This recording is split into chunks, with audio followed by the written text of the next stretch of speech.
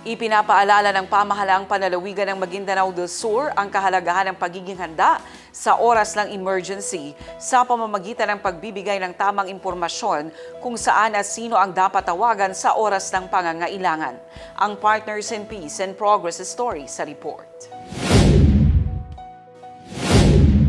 Ibinahagi ng pamahalaang panlalawigan ng mga opisyal na Operations Center at Municipal Emergency Hotline numbers na makikita nyo sa inyong mga screen upang matiyak ang mabilis at maayos na pagtugon sa oras ng sakuna at iba pang emergency. Bilang bahagi ng advokasya sa kahandaan at kaligtasan ng mamamayan, hinihikayat ang publiko na isave at manatilihing madaling ma-access ang mga emergency hotline numbers na makikita sa mga inilathalang poster.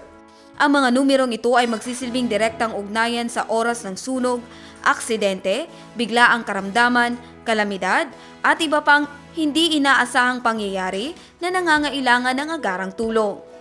Sa pamamagitan ng wastong impormasyon at maagap na pagkilos, patuloy na isinusulong ng pamahalaan ng isang ligtas, handa at matatag na komunidad bilang bahagi ng serbisyong mapagtimbang para sa mamamayan. Jenny Garcia, iMinds, Philippines.